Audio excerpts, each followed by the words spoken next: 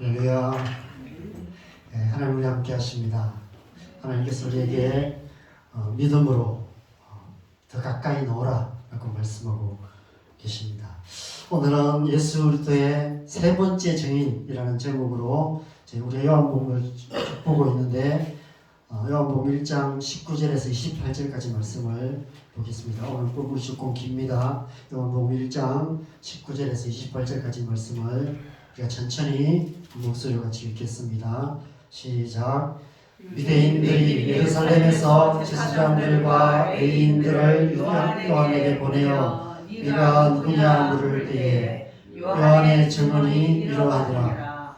요한이 들으며 말하고 숨기지 아니하니 들으며 하는 말이 나는 그리스도가 아니라 한데 또 묻되 그러면 누구냐 네가 엘리야냐 아니 이르되 나는 아니라 또 묻되 네가 그 선지자냐 대답하되 아니라 또 말하되 누구냐 우리를 보낸 이들에게 대답하게 하라. 너는 내게 대하여 무엇이라 하느냐 이르되 나는 선지자 이사야의 말과 같이 주의 길을 곱게 하라고 광야에서 외치는 자의 소리로다 아니라 그들은 바리새인들이 보낸 자라.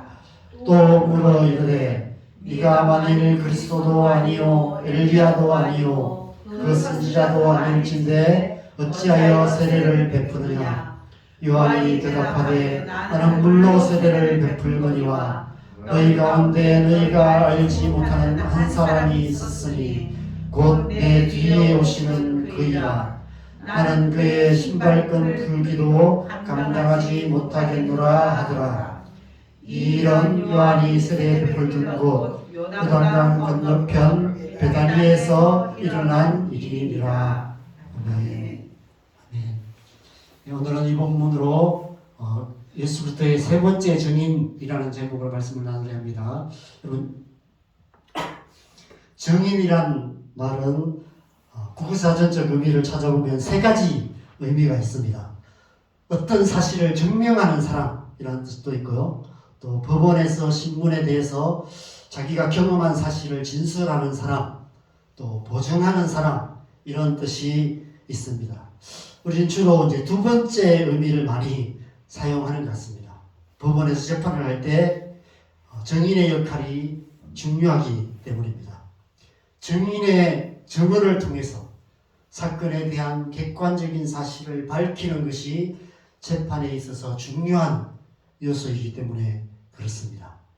흔히 빼박이라고 줄여서 말하는데 빼도 박도 못하는 어떤 확실한 증거가 없는 경우에는 무조건 아니라고 잡아떼거나 반대로 억울한 누명을 씌워서 죄 없는 사람을 죄인으로 만드는 경우가 있습니다.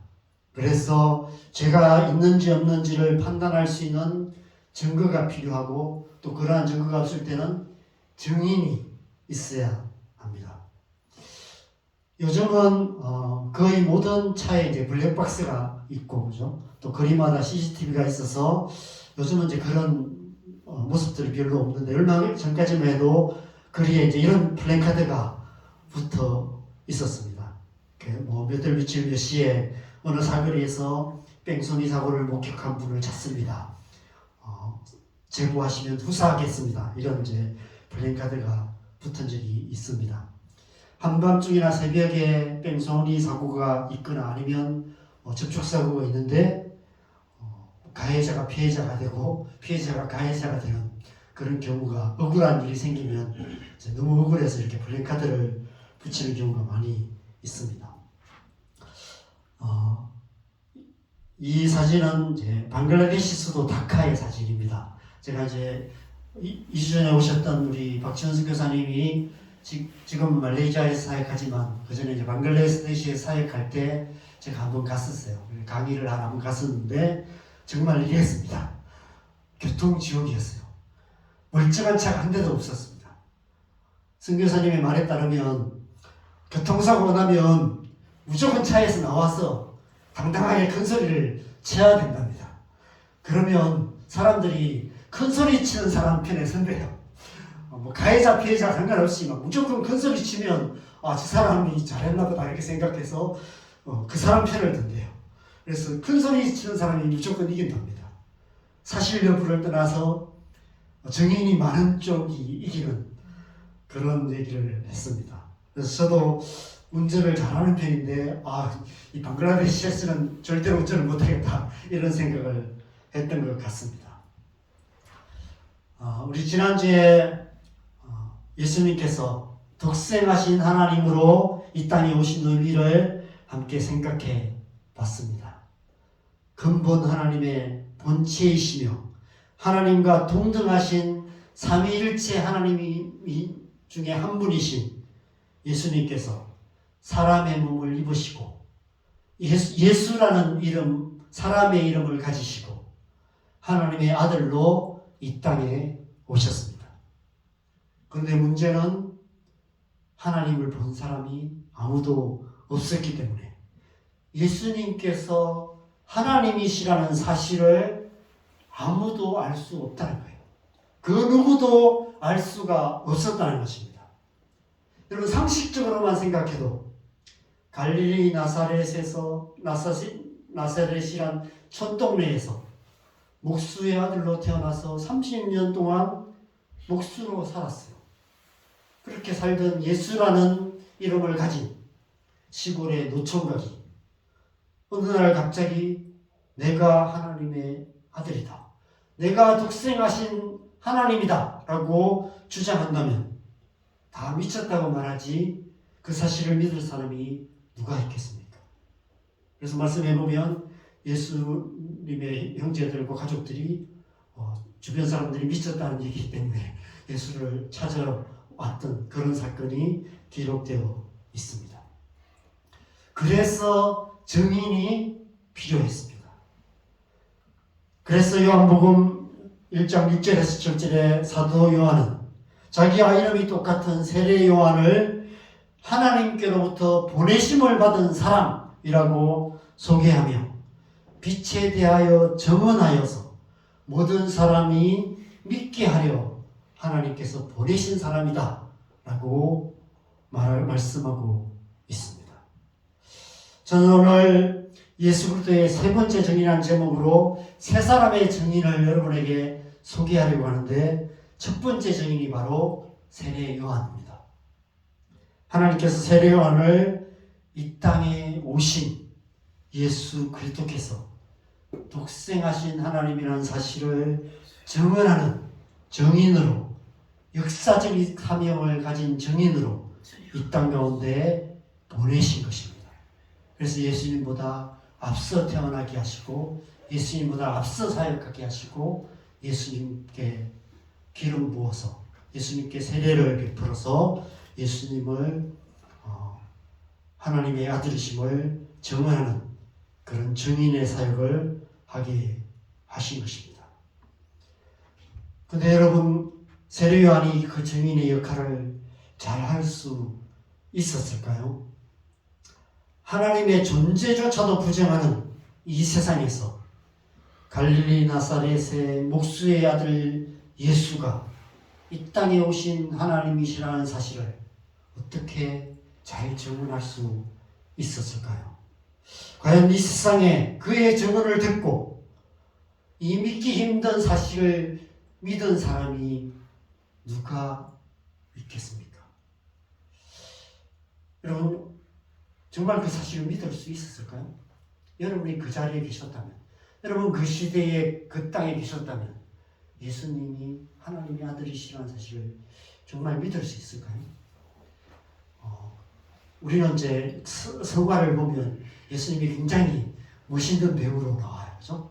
근데 이제 고고학적으로 뭐 사실인지 아닌지 모르지만 옛날에 예수는 이런 모습이었다라는 그런 것을 이렇게 그런 사진들이 떠도는 걸 보면 굉장히 못생긴, 굉장히 추하게 생긴 아주 시골 사람, 시골 어떤 유대인 모습을 예수라고 이렇게 얘기를 해요.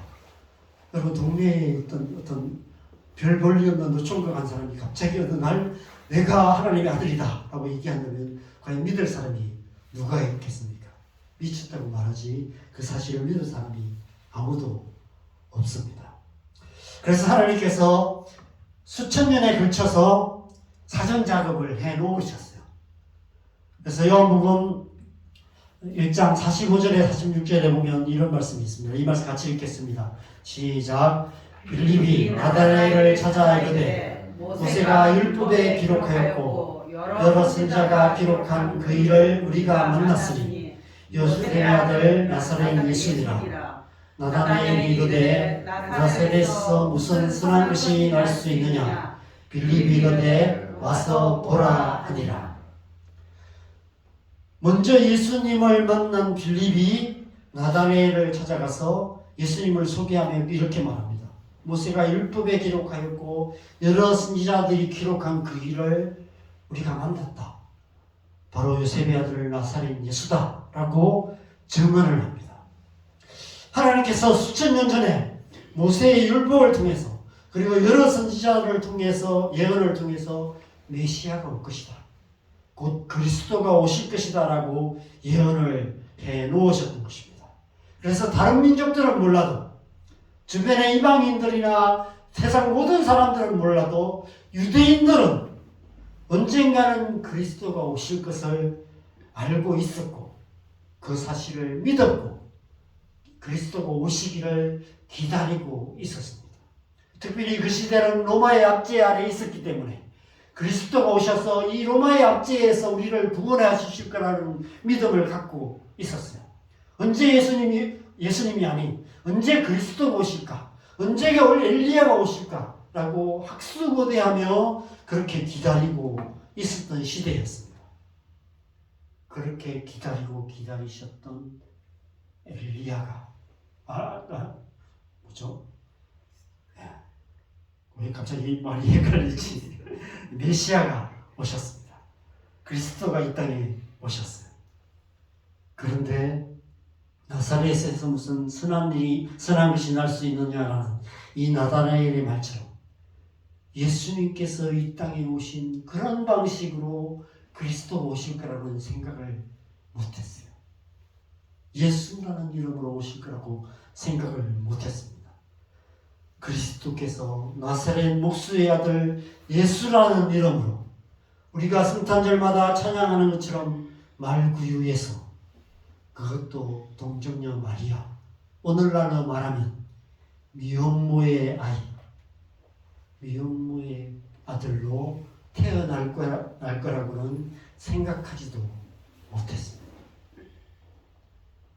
게다가 지난주 새벽 엽기 묵상에서 나눈 것처럼 예수님은 그들이 기대했던 메시아와는 달랐어요.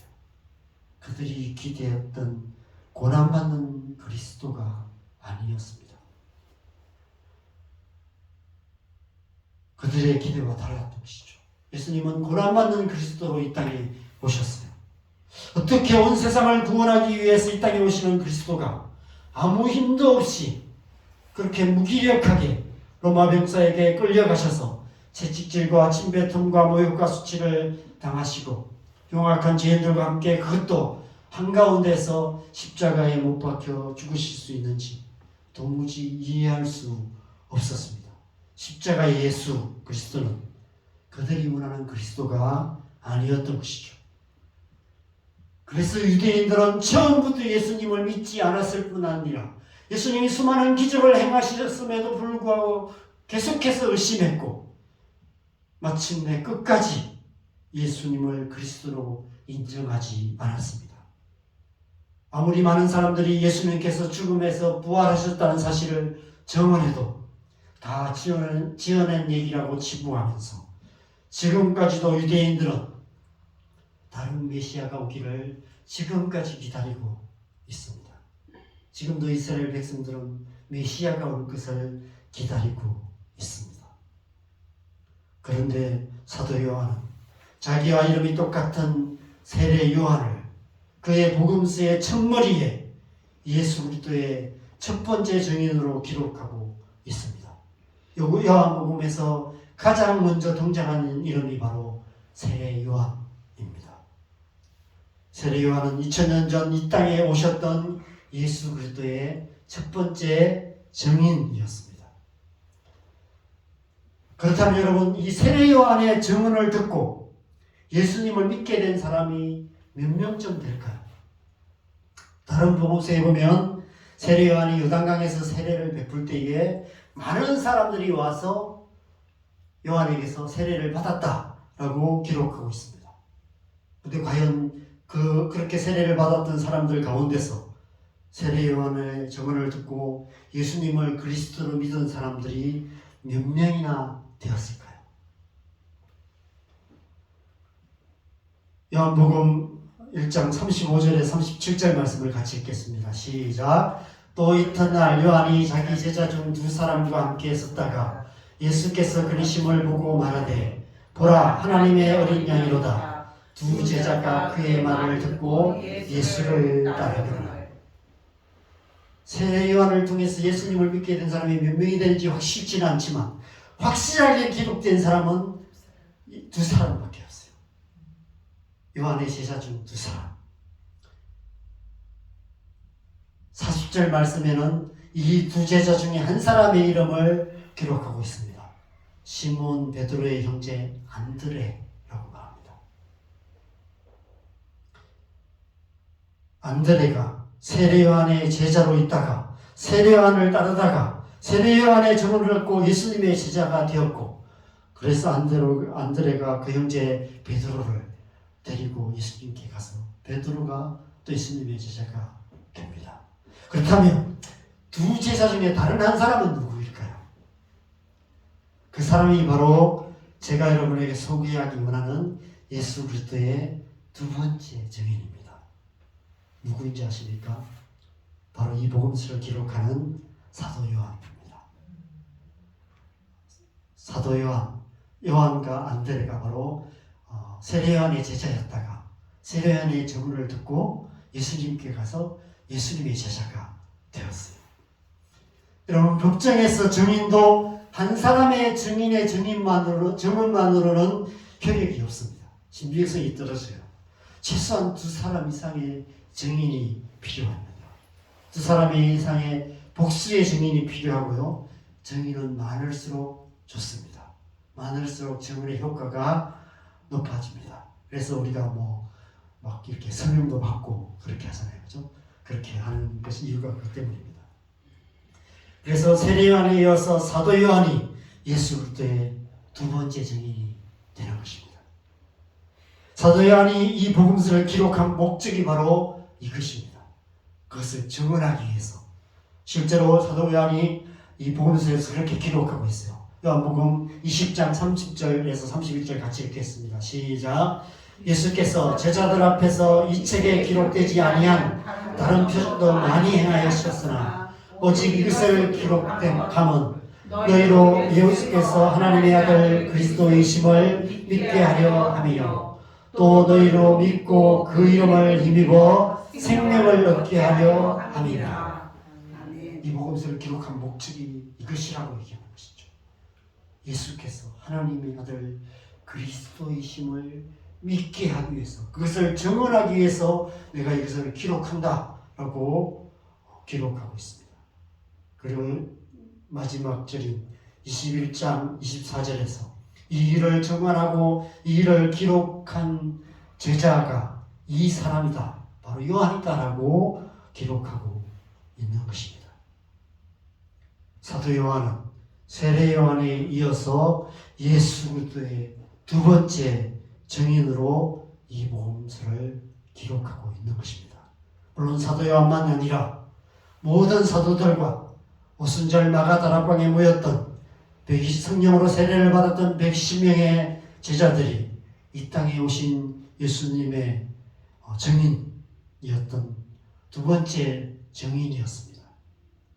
독생하신 하나님이라는 사실을 증언했던 증인들이었고, 그들의 증언들을 통해서 교회가 서게 되었죠.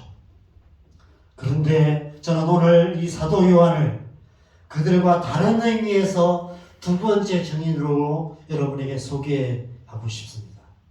아시다시피 사도 요한은 성경의 마지막 권인 요한계시록을 기록했습니다. 그런 하나님께서 그에게 보여주신 환상을 통해서 마지막 날에 예수 그리스도께서 이 땅에 다시 오실 것이라는 사실을 요한계시를 통해서 증언하고 있습니다. 오늘 본문의 세례 요한이 2000년 전에 이 땅에 오셨던 예수 그리스도의 과거적 의미의 증인이었다면, 사도 요한은 장차 이 땅에 다시 오실 예수 그리스도에 대한 미래적 의미의 증인인 것입니다. 그런 요한계시록을 통해 고난 가운데 있는 이 땅의 교회들을 향해서, 이 세상을 살아가는 모든 그리스도인들을 향해서 예수님께서 부활 승천하시면서 약속하신 대로 속히 다시 오실 것이라는 사실을 분명하게 증언하고 있는 것입니다.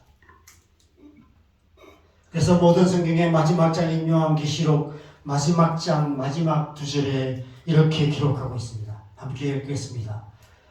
이것들을 증언하신 이가 이르시되 내가 진실로 속히 오리라 하시거늘 아멘. 주 예수여 오시옵소서. 주 예수의 은혜가 모든 자들에게 있을지어다. 아멘. 여기도 증언이라는 단어가 기록되어 있습니다. 이 사도 요한의 증언대로 예수님께서 다시 오실 것입니다. 사도 요한은 이 사실을 증언하기 위해서 끝까지, 그 마지막까지 그 밤모습에 유배되어서 끝까지 하나님을 기다렸고, 예수님이 다시 오실 그때를 기다렸고, 마침내 그 환상을 통해서 다시 오실 것에 대한 약속을 받았고, 그 약속을 기록했습니다. 그 증언을 기록하고 그의 증인된 사명을 마치고 하나님의 부르심을 따라 하나님께로 돌아갔던 것이죠. 그래서 그 이후에 교회들은 이 약속을 붙들고 예수님께서 속히 다시 오시기를 소망하며 끊임없이 주님을 기다리는 정말 원적인 신앙생활을 해왔던 것이죠. 이 증언대로, 이 약속대로 예수님께서 속히 오시기를 우리가 간절히 소망하셨으면 좋겠습니다.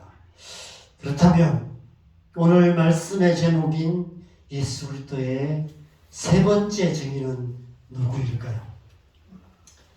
2000년 전 이 땅에 오셨던 예수 그리스도에 대한 과거적 의미의 증인이 아니라, 마지막 날에 다시 오실 예수 그리스도에 대한 미래적 의미의 증언이 아니라, 지금 여기 우리와 함께 하시는 예수 그리스도, 살아계신 예수 그리스도에 대한 현재적 의미의 증인, 그 증인은 바로 저와 여러분입니다. 이 땅의 모든 교회입니다. 예수님께서 마지막으로 제자들에게 약속하신 두 가지 약속이 있죠. 마태복음 28장 20절 하반절에 보면 볼지어다 내가 세상 끝날까지 너희와 항상 함께 있으리라 하시네요. 예수님께서 항상 함께 하시겠다고 약속하셨습니다. 지금도 이 자리에 예수님께서 저와 여러분과 함께하고 계십니다. 두 번째 약속의 말씀이 있습니다.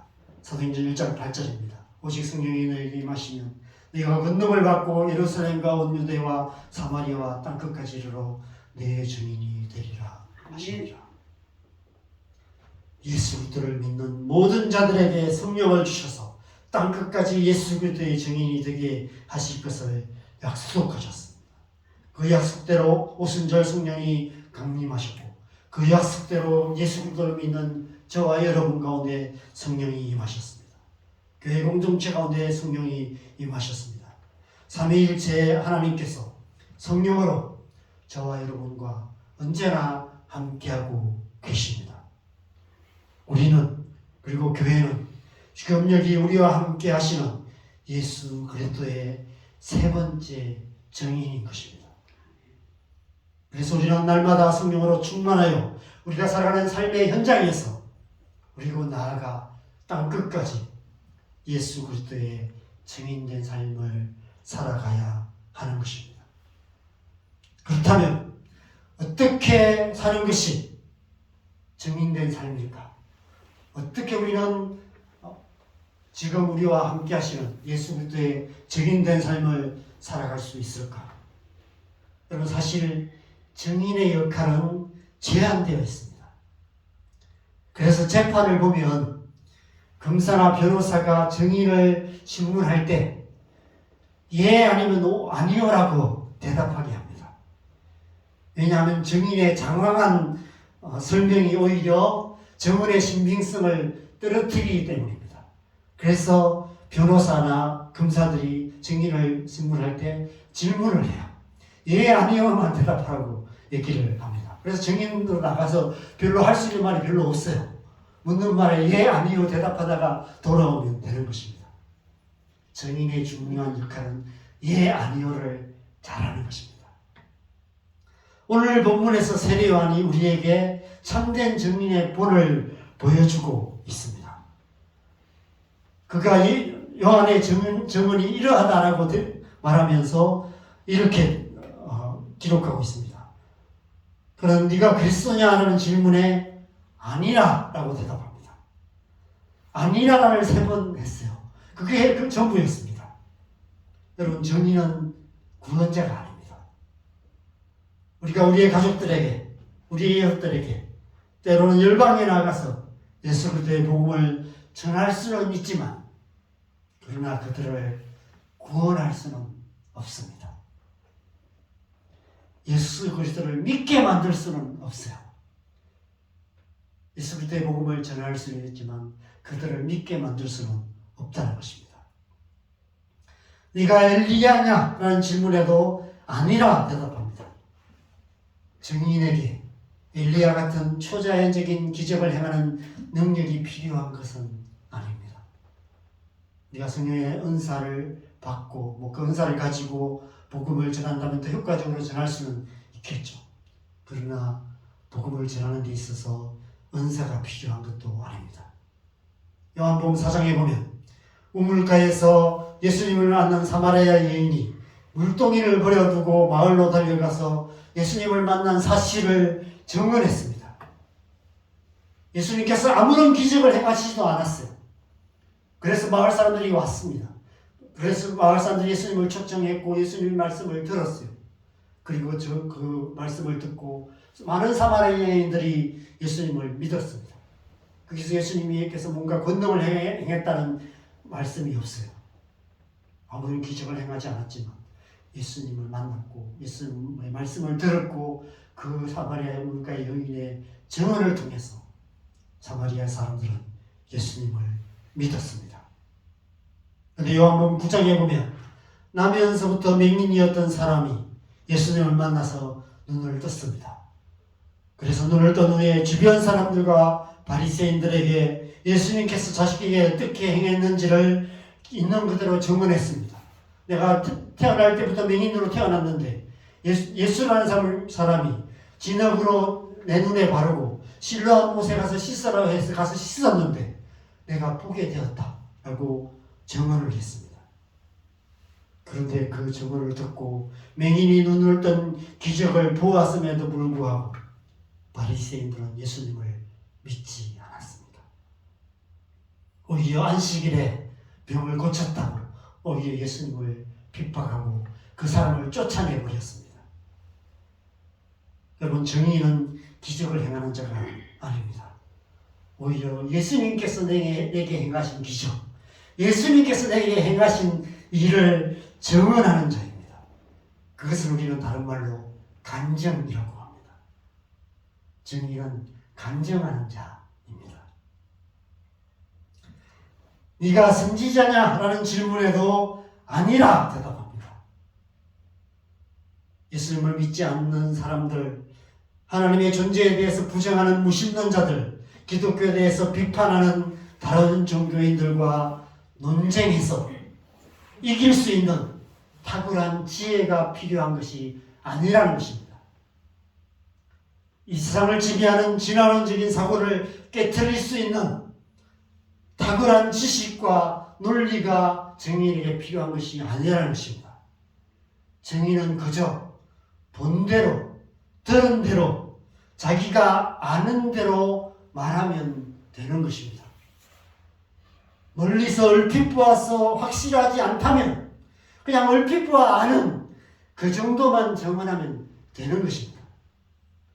법정에 가서 사실을 다 말할 수가 없어요. 증인이 모든 것을 다 할 수는 없습니다. 멀리서 그냥 지나가는 것만 봤습니다. 뒷모습만 봤습니다. 그렇게 증언할 수밖에 없어요. 왜냐하면 그것밖에 못 봤기 때문에. 자기가 아는 것은 그것밖에 없기 때문에. 그냥 어떤 사람이 그냥 거기 지나가는 것을 봤습니다. 어떤 모자를 쓰고 지나가는 것을 봤습니다. 키가 몇 센치 정도 됐습니다. 그렇게 증언하는 거예요. 그 사람의 이름이 뭔지, 그 사람이 어떤 사람인지 증인은 알 수가 없어요. 그냥 멀리서 얼핏 본 게 전부이기 때문에. 그게 증인의 역할인 거예요. 우리가 성경을 창세기부터 계시록까지 다 알아야만 증인이 될 수 있는 것이 아닙니다. 하나님이 어떤 분이신지 더 많이 알아야만 증인이 될 수 있는 게 아니에요. 물론 그렇게 알면 더 효과적으로 복음을 전할 수 있지만 그래야만 증인이 될 수 있는 것은 아닙니다.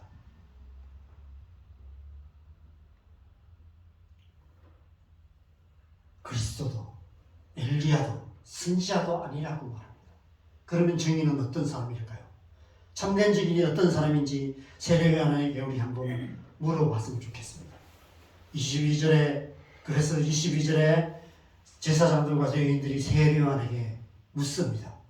너는 내게 대하여서 무엇이 아느냐? 그러자 세례요한이 대답하죠. 선지자 이사야의 말과 같이 주의 길을 굽게 하라고 광야에서 외치는 자의 소리다라고 대답합니다. 너는 누구냐라는 질문에, 증인은 누구냐라는 질문에 광야에서 외치는 자의 소리다라고 대답하고 있습니다. 무슨 의미일까요? 여러분, 옛날에는 많은 사람들이, 많은 열정적인 전도자들이 이 말씀을 말씀 그대로 받아들여서 광장이나 시장 한복판이나 심지어 버스나 지하철에 서서 예수 천당 불신 지옥을 외쳤습니다. 여러분, 그렇게 하라는 의미일까요? 광야에 나가서 외치라는 말일까요? 오늘 보면 마지막 절인 22절에 답이 있습니다. 28절 말씀을 같이 읽겠습니다. 시작. 이런 요한이 세례 베풀던 곳 요단강 건너편 베다니에서 일어난 일이라. 요단강 건너편 베다니에서 된 일이라고 말씀하고 있습니다. 여러분, 요단강 건너편은 요단강 동편을 말합니다. 그리고 베다니는 가난하고 고통받는 자의 집이라는 뜻입니다. 히브리어로 가난하고 고통받는 자의 집이라는 뜻입니다. 세례요한이 요단강 동편 베다니에서 세례를 베풀고 거기서 예수 그리스도의 첫 번째 증인이 되었습니다. 이 사실이 굉장히 중요한 의미가 있습니다.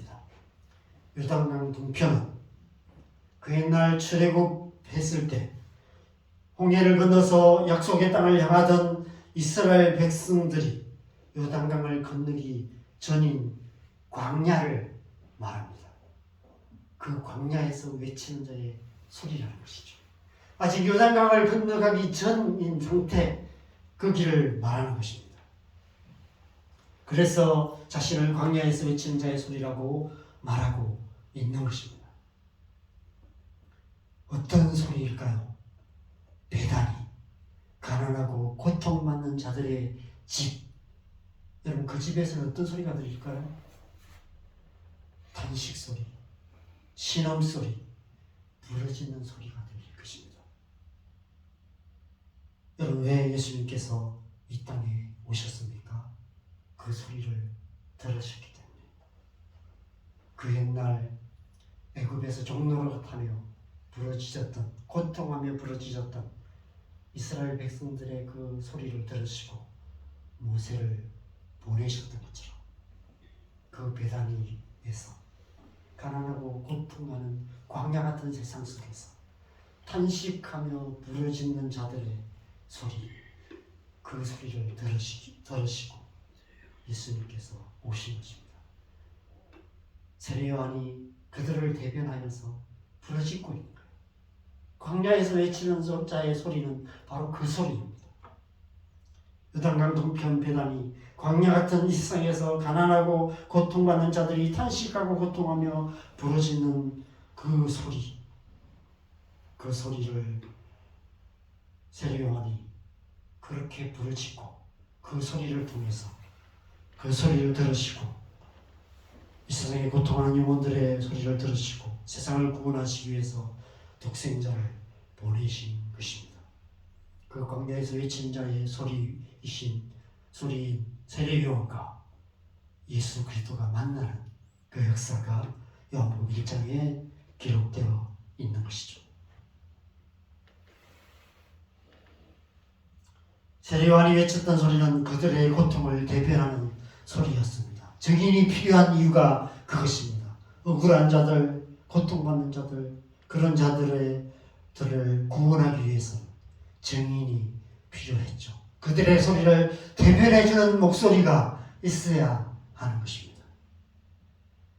증인은 가난하고 고통받는 자의 편에서 함께 고통하는 중보자인 것입니다. 그들 속에 들어가 그들과 함께 고통하며 그들과 함께 부르짖는 자들, 그런 자들이 바로 증인인 것이죠.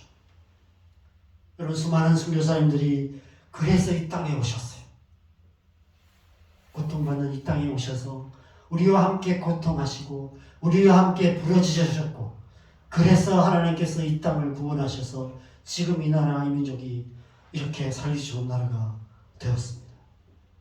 그리고 지금도 온 땅과 열방의 수많은 선교사님들이 그렇게 베다니 같은 그 땅에 들어가서 정인된 삶을 살아가고 계세요. 그들과 함께 고통하며 그들과 함께 부르짖으며 그렇게 광야에서 외치는 자의 소리로 살아가고 계신 것입니다. 그런 의미에서 세례 요한은 자신을 광야에서 외치는 자의 소리라고 소개하고 있는 것입니다. 광장이나 시장에 나가 예수천당 불신지옥을 외치는 소리가 아니라 가난하고 고통하는 자들 가운데 들어가서 그들과 함께 고통하면서 탄식하고 부르짖는 소리가 되라는 것입니다. 그것이 증인이라고 말하고 있는 것입니다. 또 한 가지 의미가 있습니다. 요단강을 건너 약속의 땅에 들어가기 전 이스라엘 백성들은 40년 동안을 광야에서 방황할 수밖에 없었습니다. 왜 방황할 수밖에 없었을까요? 믿음이 없었기 때문에. 하나님의 약속을 믿지 못했기 때문에. 그래서 출애굽 1세대들은 가나안 땅에 들어가지 못하고 광야에서 소멸되고 말았습니다. 예수 그리스도를 믿는 믿음이 없이는 하나님 나라에 들어갈 수 없는 것이죠. 그래서 세례 요한이 광야에서 외치고 있는 것입니다. 뭐라고 외치고 있을까요? 사도 바울이 빌립보 감옥에서 간수장에게 외쳤던 바로 그 소리가 아닐까 생각합니다. 사도 바울이 빌립보에서 전도하다가 감옥에 갇혔습니다. 그때 지진이 나서 감옥문이 열렸어요. 그래서 그 간수장이 놀라서 죄수가 도망친 줄 알고 자살하려고 했습니다. 그래서 사도 바울이 감옥 안에서 큰 소리로 외치죠. 그러면서 사도행전 16장 31절에 이렇게 외치고 있습니다. 같이 읽겠습니다. 시작. 이르되 주 예수를 믿어라. 그리하면 너와 내 집이 구원을 받으리라. 아멘. 오직 예수 그리스도를 믿음으로 구원을 받으라는 그 소리. 그 소리가 바로 광야에서 외치는 자의 소리였던 것입니다. 요단강 동편 베다니는 바로 우리 그리스도인들의 부르심의 자리인 것입니다. 우리는 이미 이 땅에 오신 예수 그리스도를 믿음으로 구원을 받아 하나님의 자녀가 되었습니다. 그러나 우리는 아직 광야 같은 이 세상을 살아가야만 합니다. 언젠가 우리가 이 세상에서 우리의 생명이 끝나고 요단강을 건너 저 하나님 나라에 들어가게 되겠죠. 그런데 그때까지는 세례 요한처럼 광야에서 외치는 자의 소리로 정인된 삶을 살아가야 살아가야 하는 것입니다. 여러분, 요단 동편 베다리는 가난하고 고통받는 자의 집이 있는 곳입니다. 그런데 그곳은 반대로 말하면 천국이 가까운 곳이에요. 바로 요단강만 건너면 천국인 것입니다. 그래서 예수님께서 가난한 자들이 가서 복음을 전했어요. 오히려 가난한 자들이 복음을 받아들였습니다. 사마리아인들이 쉽게 복음을 받아들였던 것은, 사마리아인들이 기적을 보지도 않고 복음을 받아들였던 것은 그 땅에 가장 가난하고 천대받고 멸시받는 자들이었기 때문입니다. 천국이 멀지 않았어요. 그런데 오히려 바리새인들, 그 시대의 지도자들은 오히려 예수 기적을 보고도 예수님을 믿지 못했습니다. 역사 속에 언제나 그래왔어요. 복음을 받아들였던 사람들은 가난한 자들이었어요. 고통받는 자들이었어요. 그런 자들에게 가서 복음을 전했고, 그런 자들과 함께 고통했고, 그런 자들에게 가서 광야에서 외치는 자의 소리가 되었던 것입니다. 그래서 그런 증인들을 통해, 그런 세 번째 증인들을 통해 이 땅 가운데 하나님 나라가 이루어졌던 것입니다. 여러분, 우리의 베다리는 어디일까요? 여러분의 베다리는 어디입니까? 광야 같은 이 세상에서 가난하고 고통받은 자들과 함께 고통하며 지금 여기 우리와 함께 계시는 예수 그리스도를 소리 없는 소리로 곧 삶으로 증거하는 증인이 되는 것, 그것이 오늘날 이 땅을 살아가는 그리스도의 삶이 아닐까 생각합니다. 우리가 그렇게 살아갈 때 마지막 날에 예수 그리스도께서 다시 오실 그때에 우리가 하나님 앞에 증인으로 서게 될 줄 믿습니다. 예수 그리스도의 첫 번째 증인이었던 세례 요한의 증언을 통해서 그의 제자 중 두 사람이 예수 그리스도를 따르기 시작했습니다. 그중 한 사람 사도 요한은 예수님께서 다시 오실 것을 증언하는 예수 그리스도의 두 번째 증인이 되었습니다. 이 두 증인을 통해서 우리는 이 땅에 오셨던 예수 그리스도께서 우리를 구원하시기 위해서 이 땅에 오신 독생하신 하나님이라는 사실을 믿었고, 그래서 하나님의 자녀가 되었습니다. 또한 마지막 날에 예수 그리스도께서 다시 오실 것을 소망하며 살아갈 수 있게 되었습니다. 이제는 우리 차례인 것 같습니다. 이제는 우리가 예수 그리스도의 세 번째 증인이 되어야 하는 것입니다. 요단 동편 베다니 광야 같은 세상에서 지금 여기 우리와 함께 계시는 예수 그리스도를 소리 없는 소리, 삶으로 증거하며 광야에서 외치는 자의 소리로 살아가야 하는 것입니다. 예수님의 제자들이 그렇게 살았습니다. 지난 2000년의 교회 역사 속에 구름같이 허다한 증인들이 그렇게 살았습니다. 그리고 지금도 온 땅과 열방에 수많은 하나님의 백성들이 그렇게 살아가고 있습니다. 2000년 전 요단 동편 베다니에서 이 땅에 오신 예수 그리스도의 첫 번째 증인이 되었던 세례 요한, 번모순에서 유배되어 다시 오실 예수 그리스도의 두 번째 증인으로 살았던 사도 요한, 그리고 지금 여기 광야 같은 세상 속에서 우리와 함께 하시는 예수 그리스도의 세 번째 증인으로 살아가고 있는 저와 여러분, 이 세 증인을 통해 주의 복음이 땅끝까지 전파될 때 마침내 주님께서 약속하신 그 나라, 예수 그리스도께서 다시 오셔서 영원히 다스리시는 천국이 이루어지게 될 것입니다. 그때까지 예수 그리스도의 세 번째 증인된 삶을 충성되이 살아가시는 저와 여러분 되시기를 주님의 이름으로 간절히 축원합니다. 함께 찬양하겠습니다. 이 말씀과 연결된 찬양이 뭐가 있을까 생각하다가 이 찬양이 생각이 났습니다.